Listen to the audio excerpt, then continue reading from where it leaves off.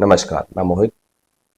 आप देख रहे हैं स्पेशल रिपोर्ट। उपराष्ट्रपति चुनाव जो पहले एक तरफा माना जा रहा था, अब एक राजनीतिक थ्रिलर बन चुका है। चुनाव से ठीक पहले बीजेपी की चिंता साफ दिखाई दे रही है। बीजेपी के अध्यक्ष जेपी नड्डा ने सांसदों के लिए अपने आवास पर एक डिनर का आयोजन किया था, लेकिन आखिरी वक्त पर इसे रद्द कर दिया गया। आधिकारिक वजह यह बताई जा रही है बाढ़। उत्तर भारत में जो बाढ़ आई है उसकी आधिकारिक वजह यह बताई जा रही है, जिसके कारण इस डिनर को कैंसिल कर दिया गया है। लेकिन सवाल यह उठ रहा है, क्या असली वजह यही है या कुछ और है? क्या कई सांसद दिल्ली से गायब हो चुके थे? अब नरेंद्र मोदी ने 8 सितंबर को अपने आवास पर एनडीए सदस्यों के लिए एक डिनर का आयोजन किया है। बड़ा सवाल यह है कि यह डिनर वास्तव में होगा या फिर यह एक नुकसान बन के रह जाएगा। आइए समझते हैं चुनाव का गणित। कुल सांसद 781 हैं। जीतने के लिए वोट की जरूरत है 391। पहले माना जा रहा था कि बीजेपी के उम्मीदवार सीपी राधाकृष्ण आराम से जीत जाएंगे, लेकिन अब हालात ये हो चुके हैं, हालात बहुत ज्यादा बदलते नजर आ रहे हैं। खबर है कि तेलंगाना और आंध्र प्रदेश के करीब 30 सांसद बीजेपी विपक्ष उम्मीदवार बी सुदर्शन रेड्डी को वोट दे सकते हैं।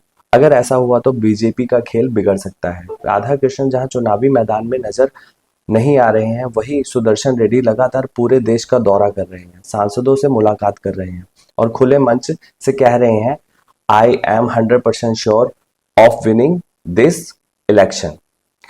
उन्होंने राधाकृष्णन को डिबेट की चुनौती भी दी है, लेकिन जवाब कहीं से नहीं आ रहा है। इसी बीच गृह मंत्री अमित शाह ने सपा सांसद राजीव राय को फोन कर जन्मदिन की बधाई भी दी। उद्योगपति गौतम अडानी ने मुंबई में शरद पवार से मुलाकात भी की। देवेंद्र फडणवीस ने भी समर्थन मांगा, लेकिन नतीजा साफ रहा। शरद पवार ने कह दिया कि वह इंडिया गठबंधन के साथ हैं और राधाकृष्णन का विरोध करेंगे। बीजेपी की सबसे बड़ी चिंता यह है कि यह चुनाव स्क्रिप्ट बैलेट से होता है, यानी कोई सांसद चाहे तो विपक्ष को वोट दे सकता है और किसी को पता भी नहीं चलेगा। और यहीं से डर शुरू होता है। अगर सीपी राधाकृष्णन हारते हैं तो यह सिर्फ उनकी हार नहीं होगी, इसे प्रधानमंत्री नरेंद्र मोदी की हार माना जाएगा। विपक्ष तो पहले ही इशारा कर रहा है कि इसके बाद अगला कदम होगा अविश्वास प्रस्ताव। तो अब निगाहें टिकी हैं 8 सितंबर के डिनर पर और 9 सितंबर को वोटिंग होगी। क्या बीजेपी अपने सांसदों को एकजुट रख पाएगी या फिर सुदर्शन रेड्डी इतिहास रच देंगे?